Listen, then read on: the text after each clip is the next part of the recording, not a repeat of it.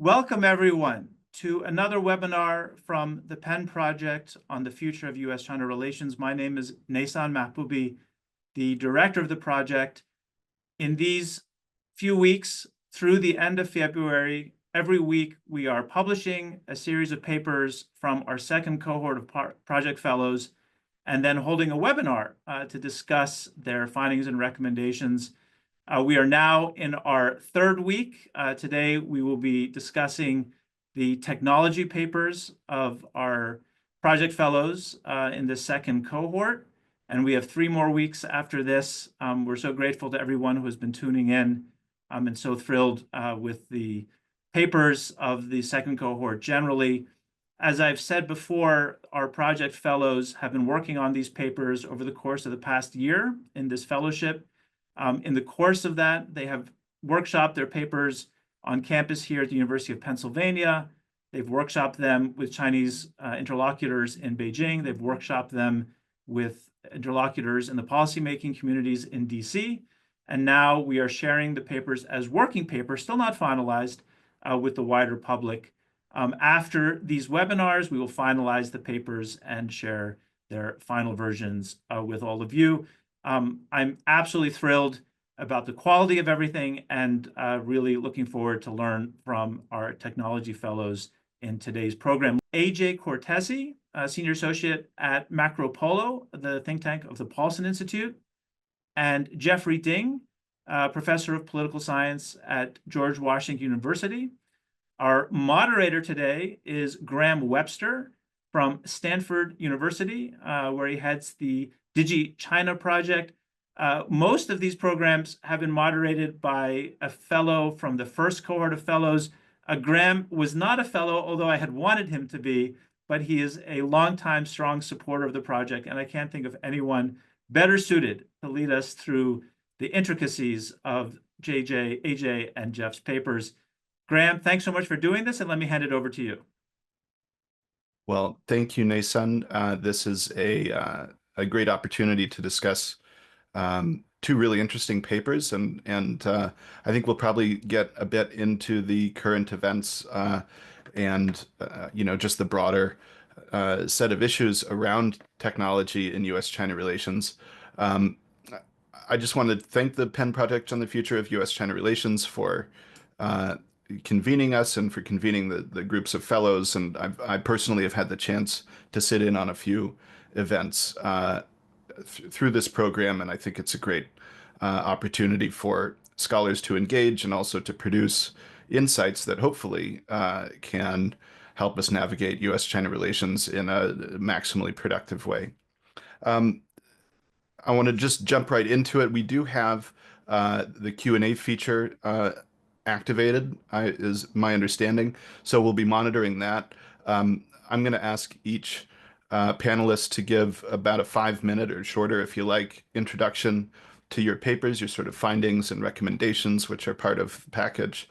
And then I'll have a few questions for each and for the group to set the stage, but I really do want to get to the audience questions if they come in. So please do think about that as we talk.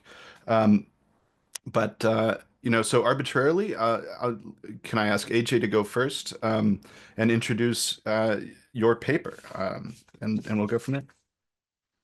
Thanks, Graham. Really appreciate the opportunity for this discussion today. I'm really excited for the conversation. So my paper for this project was really focusing on trying to create an enduring framework for assessing Chinese innovation capabilities across different strategic and emerging technology verticals.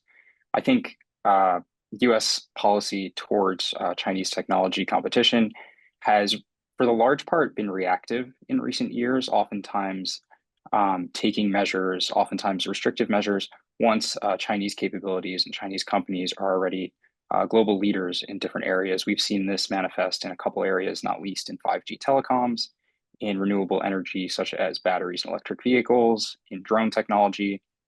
We've seen Chinese companies really go to the forefront of innovation and sort of lead these verticals, whereas I feel US policy responses, both in the policy community and in the private sector, have perhaps been a bit slow to realize how competitive their Chinese peers really are. And so the goal of this paper is to sort of look at some emerging indicators in Chinese high-tech industrial policy that can help hopefully inform more anticipatory policymaking on the US front so that we can increase the optionality of US policy responses by sort of acting earlier in the innovation chain when the window of opportunity is still there for us to increase domestic competitiveness in sort of strategic and emerging technologies. And I'll get into just a couple of the ways I think that we can do this. So first, it's important to really understand that China's high-tech industrial policy has become more expansive and less transparent in recent years. And so this presents a significant challenge to US policymakers in trying to create forward-looking and anticipatory policies. We've really seen a lot of the directives coming from the central level in Beijing, but in reality, a lot of the implementation takes place at the local government level, not just at the provincial level, but all the way down to the municipal level.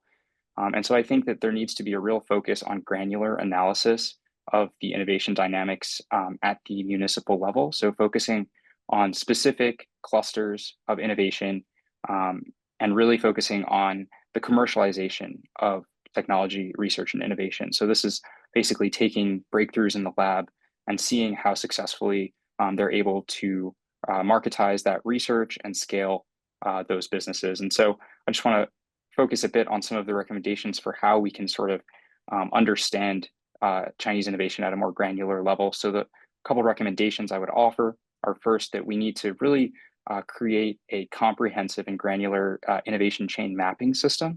So this would focus on different metrics, some of the most prominent of which would be STEM talent flows in China. So China is home to some of the world's most talented engineers, and I think it would behoove the United States policymaking community to really have a better understanding of where these talents are coming from in terms of what universities and research labs they're coming from and what companies and research labs they're going to work at, both at a geospecific level, but also at a sectoral level. So really understanding the talent flows in China will help us be more anticipatory about where Chinese emergent capabilities are coming from. Secondly, I really think we need to look at customer supplier relationships, both in the supply chain and technology stacks. I think it's absolutely crucial. We've seen so many instances of Chinese technology companies and startups leveraging really important customer supplier relationships to increase their innovation capacity, refine their product roadmap, and ultimately bolster their global competitiveness. And so by mapping these relationships, I think we might be able to discern which Chinese technology startups are most promising through those customer supplier relationships. The last I'd mention on this innovation chain mapping would be to look at local official mobility. So what this means is Chinese local officials are increasingly being assessed and evaluated on their ability to indigenize certain strategic technologies. So no longer is their KPI really broad-based economic or GDP growth, but it's more important for them to secure strategic technologies like semiconductors, artificial intelligence, biotechnology, and the like. So I think that by tracking promising young officials and their promotions at the provincial and municipal level, we can start to gain insight into who these provincial and local officials are and sort of where their successes are coming. We've seen that the Chinese government has increasingly promoted and prioritized local officials with technocratic backgrounds. That means they sort of have advanced degrees in STEM subjects. So in theory, they would be better placed to help secure these technology supply chains. So I think these are just some of the indicators we can look at to be more anticipatory in our policymaking. And I think that ultimately the goal is to be more anticipatory and build collective understanding. So strengthening ties between US private sector policymaking communities and the academic research community to try and create sort of a unified understanding of what the innovation frontier looks like, not just in China, but globally. And then I also think the last point, and I'll leave it here, is that we need to think about technology competition with China in a disaggregated way. I think too often it is framed as zero-sum competition, which frames the competition as an existential threat, which I think is unproductive. And I really think that by disaggregating competition, we can sort of harness the competitive aspect to accelerate US resourcing of science and technology in key areas rather than see it purely as a threat. We can sort of use the competitive aspects to promote US innovation and domestic competitiveness. So that's just sort of a summary of what the paper gets into, and I'll kind of leave it there for now. Great, thank you. Well, just a couple of comments before I turn to Jeff. But one thing that really stood out as I read this paper is it's a very clear call for the U.S. to develop something like foresight into what China's technological developments will look like. You kind of strongly argue that when you have something like Huawei producing 5G stacks that are more effective and cheaper than US or allied options, it's too late at that point because they already have that lead. So developing that foresight, both in terms of China tech and the strategic relevance of various types of technology going forward, I think is a strong argument that you're putting out there. Although I think it's a pretty tough ask. I hope various governments get better at it. And I'll just echo something that you said there. When I was thinking about the topic for our discussion today, it's framed, as we often have nowadays, as technological competition between the United States and China. And of course, there are competitive dynamics, especially when applied to, strategic military capabilities and this type of thing. But as you observed there, if you look at different parts of technology, some dynamics are not naturally rivalrous or competitive. You can have collaborative interaction. And so I appreciate that you give some attention to trying to figure out where that dynamic, needs to be, what's competitive and what isn't. So I'll leave it there for now and turn it to Jeff for about 5 minutes, and then we'll come back to the overall discussion. Great. Thanks, Graham, and thanks to the Penn Project for giving us this platform to discuss our papers. My paper draws on research I've done into past industrial revolutions and how they affected the rise and fall of great powers. And so this paper distills some of the insights from my book on that topic, Technology and the Rise of Great Powers, and tries to apply them to what does it mean for the US to effectively compete with China in artificial intelligence. And as Graham and AJ were alluding to, technology is going to impact so many aspects of power and cooperation. And so for my purposes, the outcome I care about most is which country can sustain economic growth at higher rates than its rivals. And economic productivity based off of technological advances is historically the most important source of long-term economic growth. And when you study the rise and fall of great powers throughout history, economic power comes first and is foundational to geopolitical and military influence. Think about Britain becoming the economic power and then translating that into broader influence. The US becomes the arsenal for democracy. They had to develop that productive capacity first before they could exert their influence in the global stage. And so my main findings were if competition in AI is about which country can achieve economic leadership, then diffusion, or the ability to spread a technology across a broad population of users, is actually going to matter more than what we naturally gravitate towards when we talk about technological competition, which is that initial moment of innovation, which country can come up with the latest breakthroughs in large language models, whether it be OpenAI's O1 or DeepSeek's R1. But my findings show it's actually, especially for general purpose technologies like AI and electricity, where the population of users is the entire economy. That's different from something like even something as significant as electric vehicles, right? That's a single purpose technology that's not going to transform the way in which every single sector in the economy operates, right? What's happening in AI is transforming what's happening in electric vehicles. What's happening in electric vehicles is not fundamentally transforming what's happening in AI. One technology is more enabling than the other.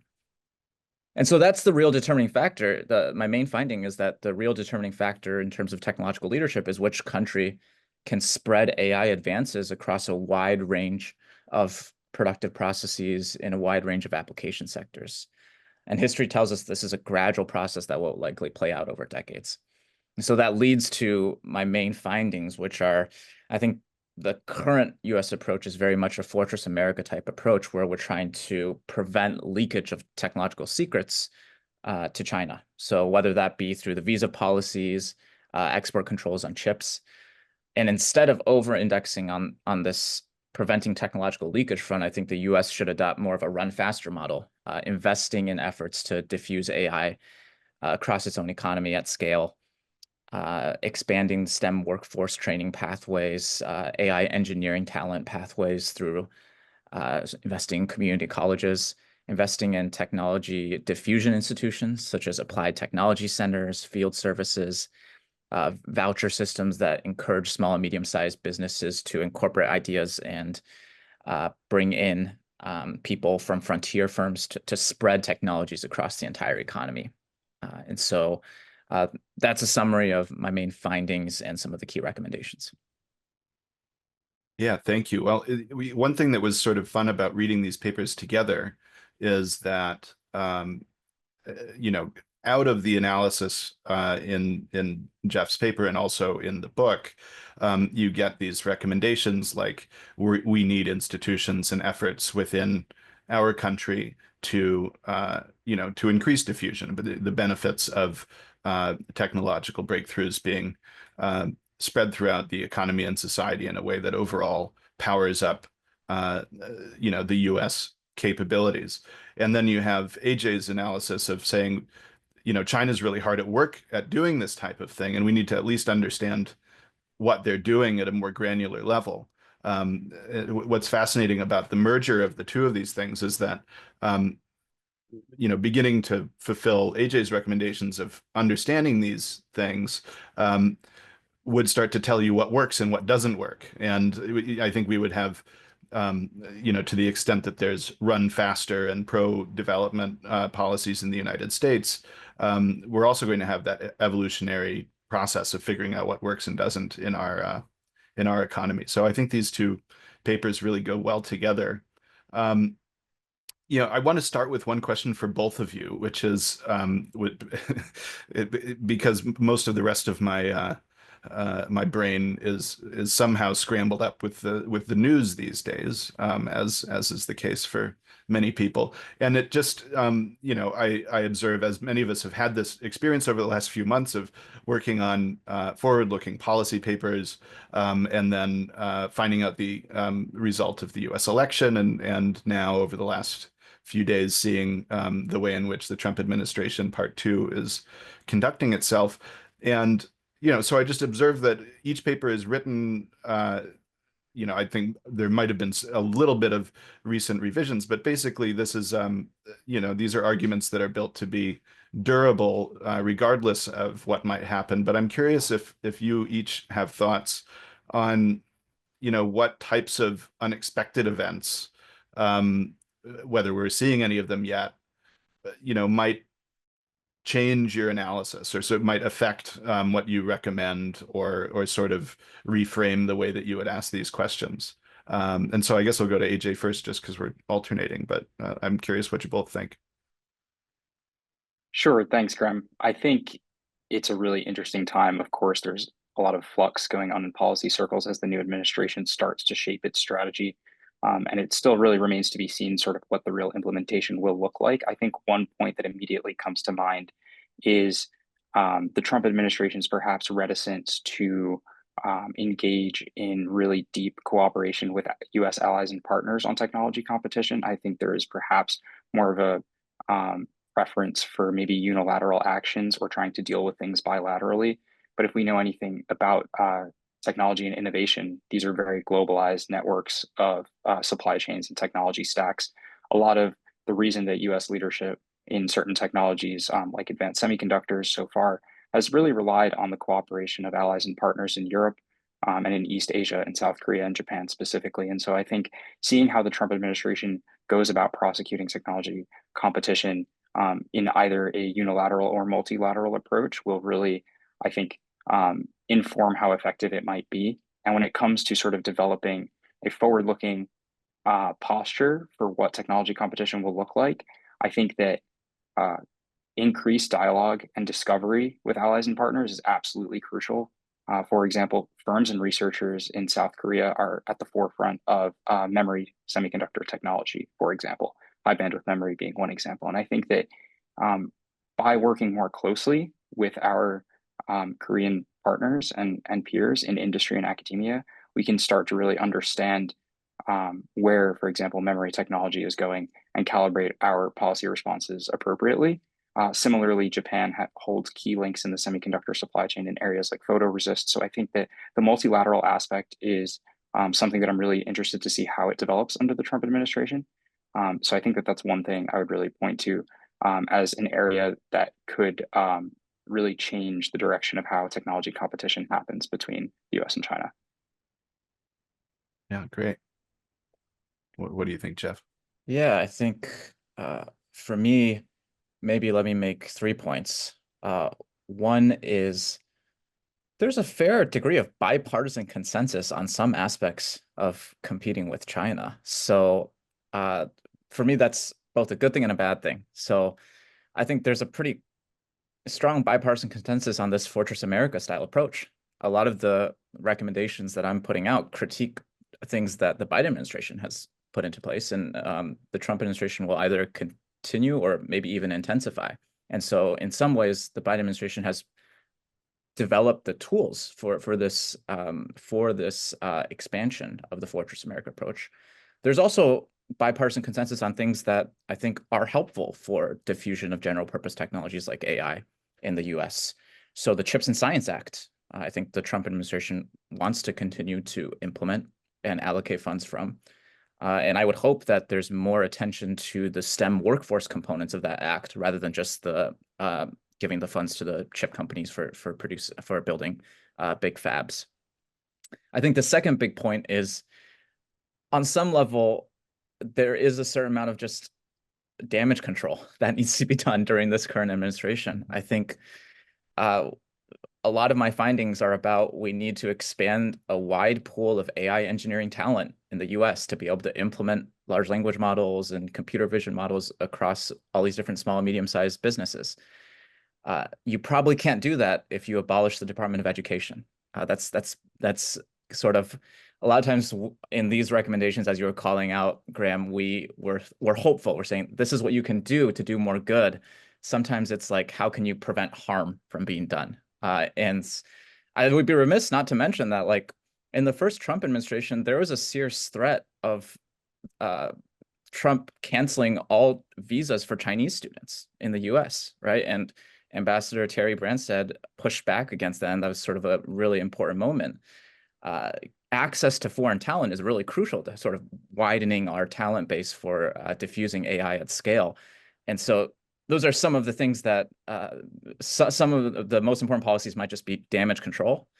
And then I'll end with something positive, which is, for me, AI will not make its mark until after this decade. It takes a really long time for GPTs to diffuse and get adopted and implemented throughout the economy.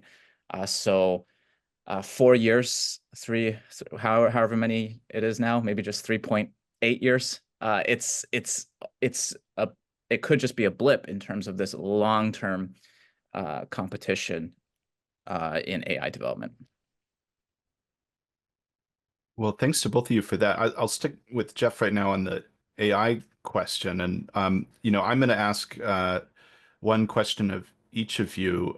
But for those of you on the Zoom, please do feel free to get your Q&As in, and I can obviously talk to these guys for all day. But it'd be more interesting if we get some of your thoughts.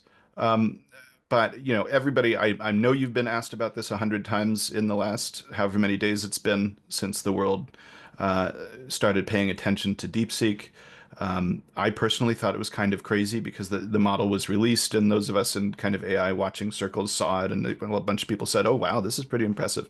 And then a few days later, the markets were like, "Holy crap, what happened?" And it was sort of this weird delay where the thing happened, and then all of a sudden people started paying attention.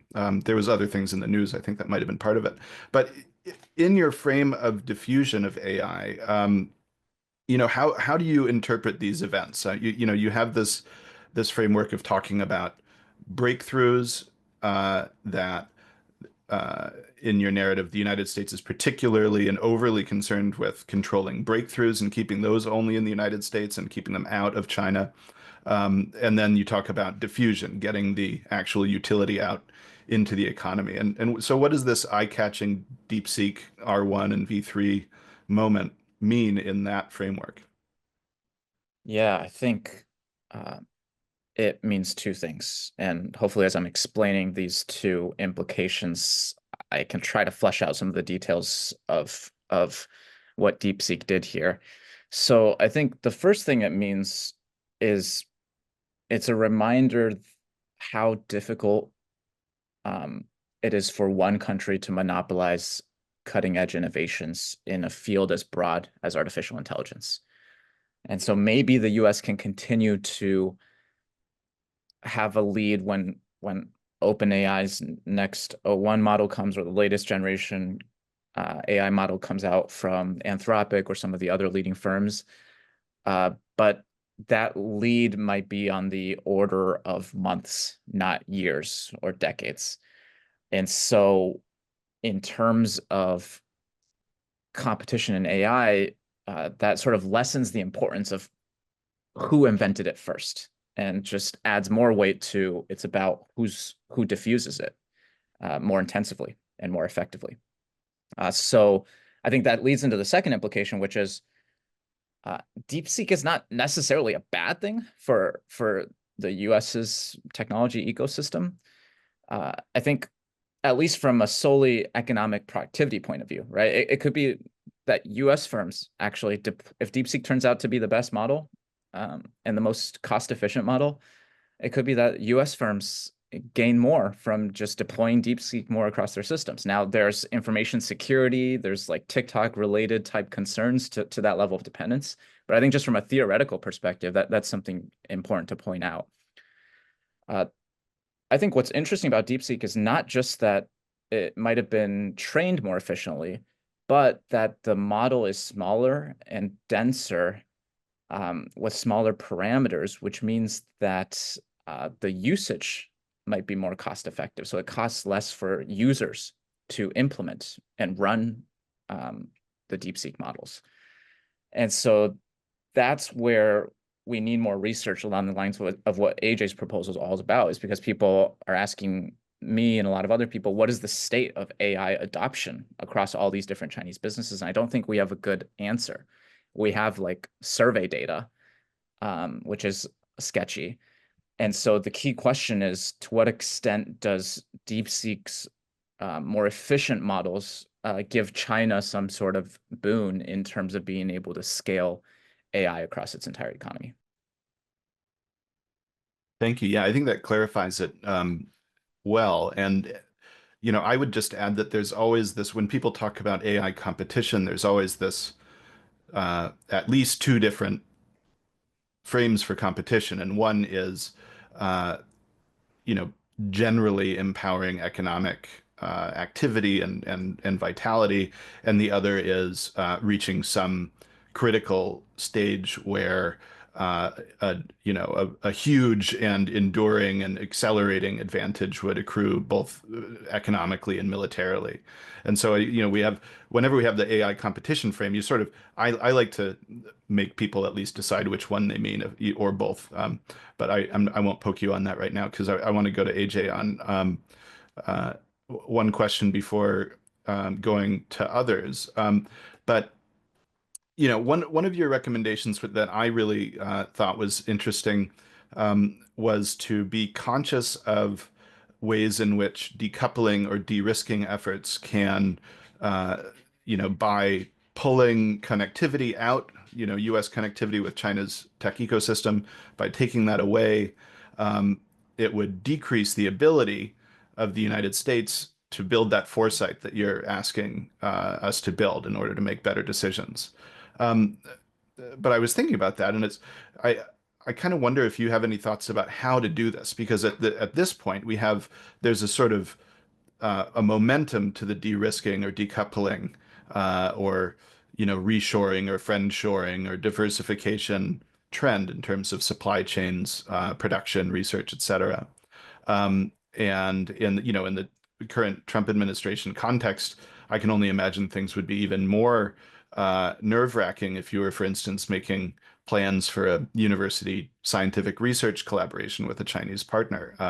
Currently, of course, we're not doing any research on science in the United States. It's federally funded. If, you know, with NSF ground to a halt, it's all just what people have in their coffers at the moment.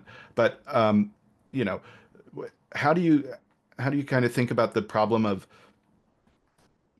people, in order to keep that connectivity, which you can tell I agree is important for understanding China, how do you convince people, or how might we have incentives set up so that people don't feel that they're at risk for making these, these beneficial supply chain or research collaborations?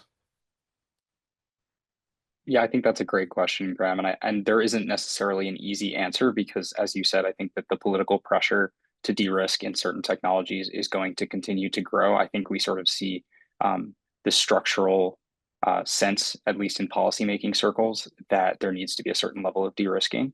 But I think it's important to really look at what the private sector is doing in this area, because I think they're really responding to commercial and competitiveness incentives. And if we look right now at the amount of foreign firms investing in R&D centers in China to take advantage of their STEM talent and top engineers, it's really an argument for if you want to stay at the forefront of innovation, you really need to be leveraging Chinese research and development talents.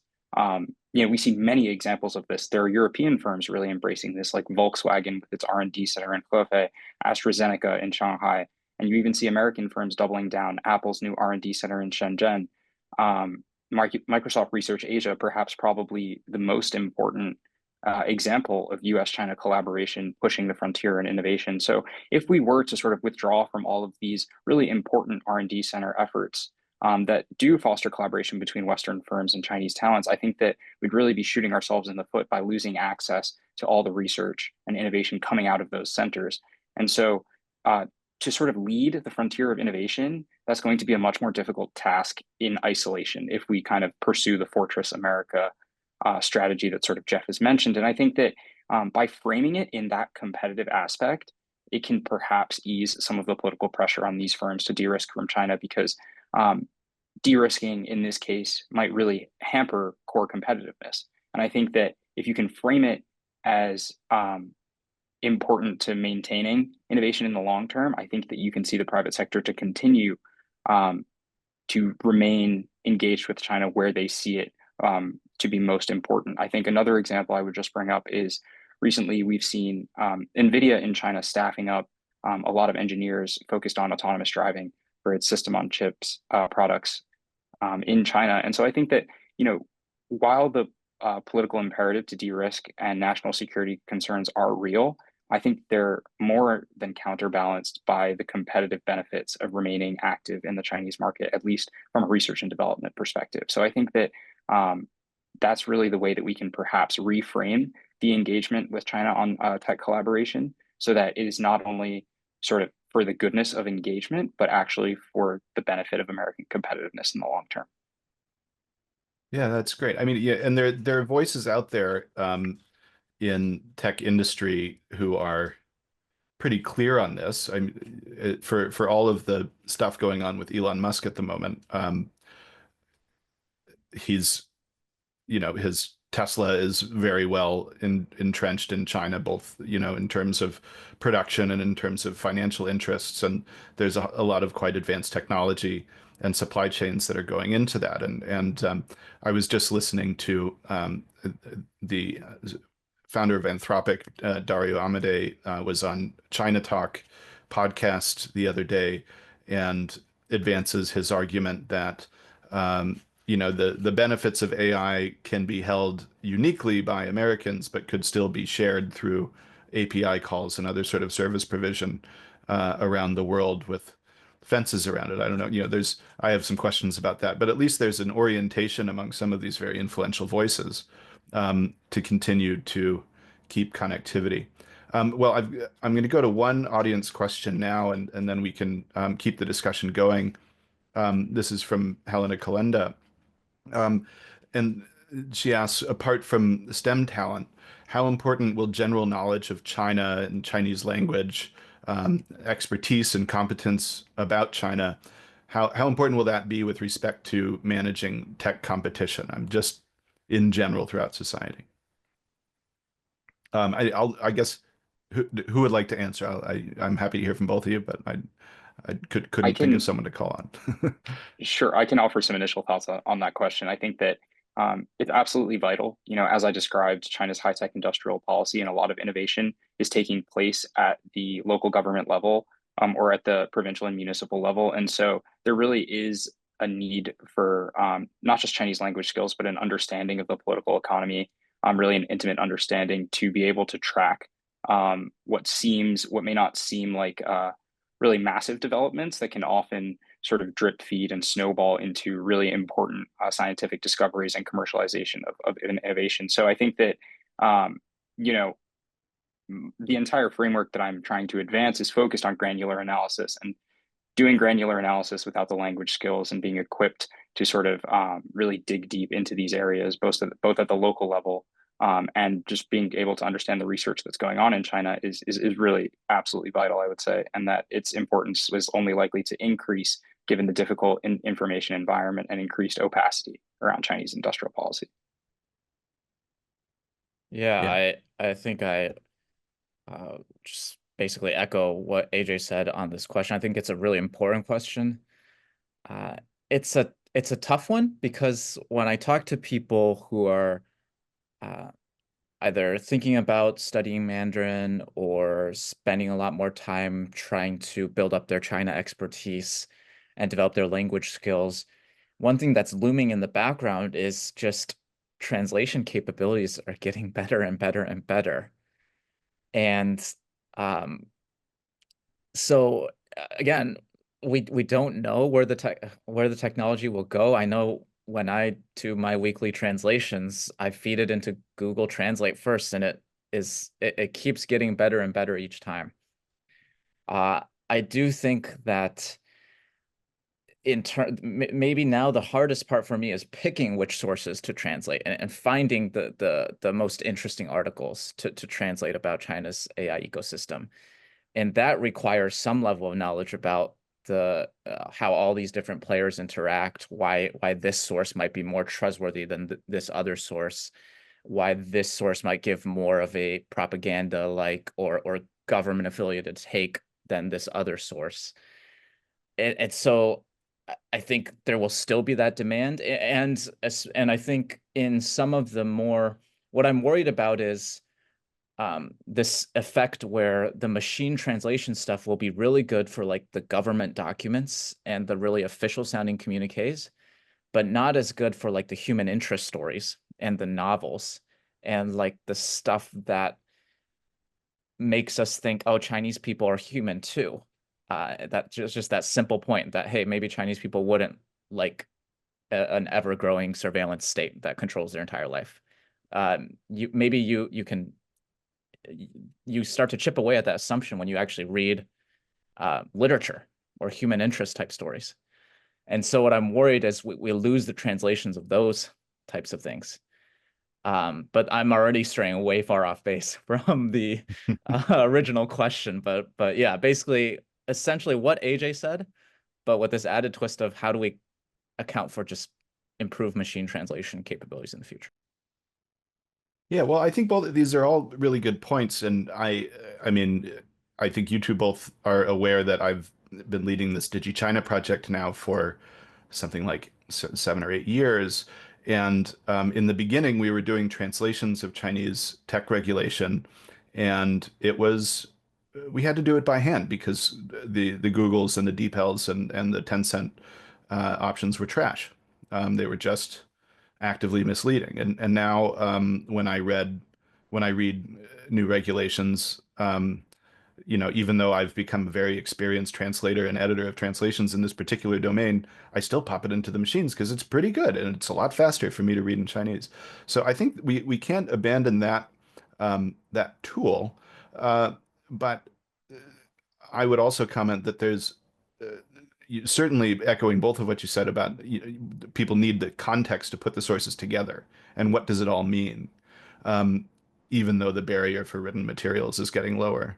But there's also the business of talking to people, which was very transformative for me as a younger person, basically working as a freelance journalist before the 2008 Olympics. And just the ability with my then pretty terrible Mandarin to talk to my neighbors and, go around Beijing and get a sense for how people felt about things. I think it builds a foundation that's hard for uh, Americans without family ties or without by chance living in China during their childhood because of their parents' work or something. You know, it's getting harder to develop that. So I think we need both, but we shouldn't discourage people from using machine translation. It's getting better. They just need to be critical about it and figure out how to put it in context. Um, okay, so I'll go to another question from online. This one from Johanna Costigan, known to us all. The question is that the China threat is used to advance an anti-regulatory stance toward technologies like AI. Um, so, so I guess this is probably a little bit more for Jeff, but you can both comment.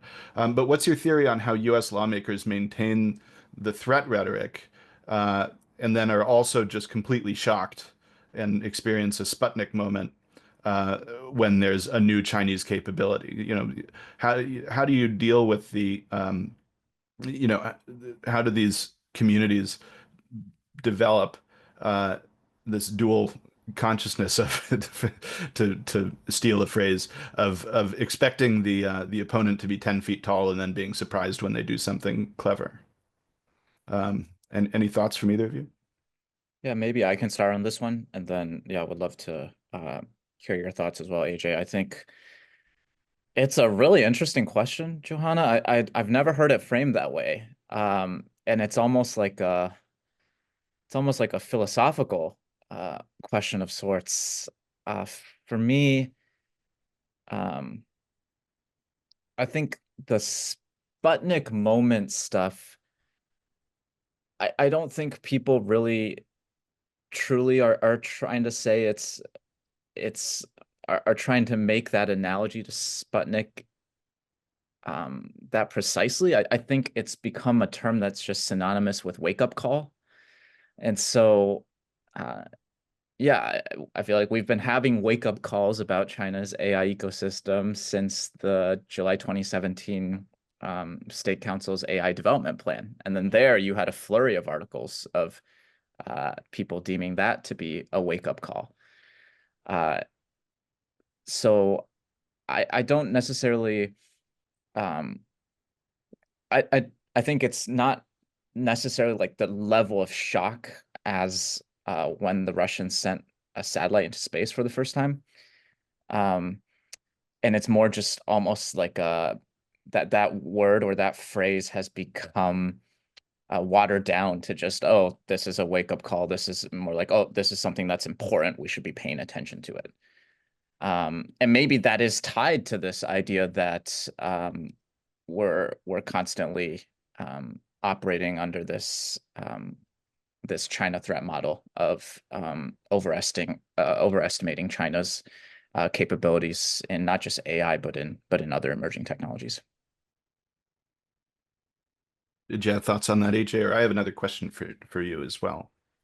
Sure, just briefly, I would say that, in addition to what Jeff said, I think that the threat narrative um, about China and China's innovation capacity really ought to be accompanied by a more serious investigation as to what those capabilities are and are not. I think, Jeff used the term wake up call, and I think that um, DeepSeek is perhaps the latest and most impactful episode of a wake up call from Chinese innovation. But at the same time, I think that this is really a reoccurring phenomenon that I think is probably harmful to the calibration of US policy responses. And so just getting a more realistic understanding, both at the outset in terms of how we frame the threat or competition narrative, and then also understanding the true capabilities that underlie that narrative is just really so vital and really what the paper that I'm advancing hopes to do. But I think that it really is, there is a mismatch there between the narrative and the understanding of capabilities for sure.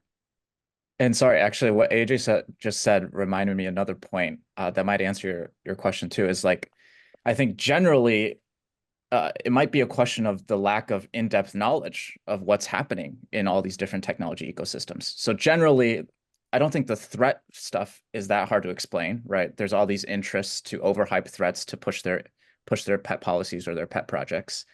And sometimes you need to hype up threats in this competition frame to get through policies that we all agree that are pretty good, like the Chips and Science Act, to just get political interests aligned.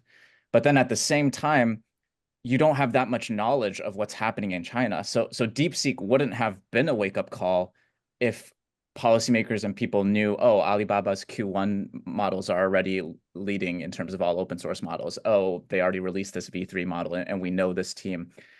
So it might be we keep getting these wake-up calls because we don't have knowledge of what's happening on the ground. Yeah, well, so I mean, this all goes very much to support AJ's argument that there needs to be more understanding of what's actually going on in China, and it's kind of a testament to how kind of shallow the average geopolitical technology analyst is right now, given that you had to be pretty deep in the AI discussions to already be paying attention to these really serious open source models coming out of China. I mean, that was something that the last time I was in Beijing late last year, it was, nobody was thinking too much about building something on top of Llama anymore. And that was a big change from kind of 12, 14 months earlier when I made my first trip back after the pandemic gap. So things are just moving fairly quickly, and people in the industry sort of track what's relevant to their competitive landscape. But the policy community is, really has trouble understanding it. And the question that I had for AJ is this: having rephrased your proposal as something like a foresight center for Chinese tech. Something that started bugging me when I was thinking about that is, how do we know which tech trajectories are important? I mean, we can have analysts paying as much attention as possible to these sort of municipal government agglomerations of research and investment. We can follow your advice and watch which officials advance and watch talent flows. But, how do we know in advance that everybody's going to be obsessed with large language models for several years and perhaps long into the future? And then how do we know if large language models actually are on the path to much more general use AI? I don't ask you to know these answers about the future, but do you have part of your story that meshes into a foresight about tech in general, so that the people watching China would also know what to watch and what to try to build in the US? Yeah, I think that's a great question, Graham. And I think it's important to understand first and foremost that China is actually fairly transparent about which technologies it does deem strategic and important. And so I think that's an important starting point. We've noticed a real pivot since around 2021, when there was sort of large regulatory action taken against internet companies and platform companies, which started, there was the criticism of disorderly expansion of capital in sort of the internet space. And I think that there was a real shift, and Beijing made it quite explicit that they were focused on more deep tech areas like advanced manufacturing, robotics, and applied AI. We talk about chatbots, but I'm pretty sure that of all the AI applications that the Chinese government was probably hoping would spawn forth, I think large language models and chatbots probably wasn't the most exciting, because it doesn't necessarily augment the real economy in ways that, say, robotics and AI-infused robotics might. So I think that first we can sort of take at face value which areas they deem strategically important, and then sort of look at onto sort of Jeff's thesis on where are these technologies going to transform traditional industries in the most meaningful ways, and what is the timeline for that? What does it look like? And so I think, again, by looking at a granular analysis of different technology stacks, we can start to see where emerging capabilities are not only impressive on a theoretical and research level, but when they really start to commercialize and make market waves. And so a lot of what I want to focus on in terms of determining which technologies are important is focusing on a term often called sort of that commercialization valley of death, where research and innovation is ready to be marketized, but there's that sort of intermittent period where it might not have the adoption needed to really scale effectively. And we all know that Chinese technology companies are quite adept at scaling, but it's that initial sort of commercial foundation that's so vital. So it's not only about focusing what's going on in labs and research, but about which technologies are making it over that valley of death and actually starting to impact markets. I think those are really crucial indicators, and something and an area in the innovation cycle that we should really focus on to try and discern what matters and what doesn't. Thanks. So there's a version of this question I wanted to turn to Jeff as well, which is you talk about, uh, you know, I love this line you have in the paper where you say, "Run faster, since it is impossible to stop others from running the race at all in general purpose technologies." Um, and I circled "run faster" and I said, "To where?" I think part of your answer is do it with general purpose technologies, but how would you answer that? How would you sort of lay the map for where the US should emphasize its own efforts? Yeah, I think um, part of the problem with general purpose technologies, maybe more so than other technologies, such as high-speed rail or maybe even electric vehicles, where there's more of a defined technological trajectory. We know where the technology will go in that next generation, or at least we have a more defined space. The problem with general purpose technologies is it's such a foundational area, and it's almost like an entire research field in and of itself. And so we can't really predict what are going to be the most meaningful applications. If we were having this webinar call 2, 3 years ago, we wouldn't be talking about large language models so much. We'd be talking about facial recognition or computer vision. If so, I think that's part of the challenge is you can't really predict, oh, this is going to be the application sector that's going to be the most important for general purpose technology. And so almost that's why I tend to point towards this base of engineering skills, because the value of creating engineering knowledge and talent that's connected to a general purpose technology, that is application sector agnostic, right? That's why in the past, when we've had a new GPT, you almost always get a new engineering discipline that follows in its wake. So think electricity and electrical engineering. The computer science is very much an engineering oriented discipline. And so how do you build this broad base of general purpose skills and knowledge connected to the GPT that can be relevant regardless of what application direction becomes the most important, right? We thought electricity, its main impact on productivity was going to be through incandescent lighting. Lighting was like the biggest thing. And then there was a lot of attention on electric vehicles, even back in the late 19th century, and transportation. But really, one of the biggest applications came later, which was electrification of factories and electricity as a prime mover. And so I think we still have a long ways to go with AI, where we don't know, to AJ's point, we don't know where AI is going to intersect with the real economy in the most effective ways. And so I think it's a bit of a fool's errand to try to predict that, rather try to do policies that would be good regardless of regardless of what application is going to be super effective. Great. Well, we're coming to the end, and in a moment I'll turn it back to Nason. But I just wanted to, I think there's sort of a few themes that I felt have flowed through the two papers and the discussion today, and I'll just sort of list them off because I've been jotting them down as we go. I keep pounding on foresight, but there's also the insight into China in specific. Foresight applies to both technology fields to the extent possible, and to what Chinese efforts are likely to be successful. You both have made cases in different ways for maintaining connectivity with China and Chinese researchers, and certainly Chinese talent who might wish to work in the United States. I think in both of your visions, although a little more in Jeff's narrative, there's this sense of investing broadly in research and in developing a cadre of people and institutions that will power technological advancement, while also focusing on attracting the best talent from around the world, including China, as I mentioned before. I think all of this sounds like a pretty flexible version of competition that would function both in a highly competitive or adversarial future in the short to medium term, or in a more calm bilateral relationship than many of us might expect given current situations. So I really appreciate these ideas. They seem resilient to different pathways of history.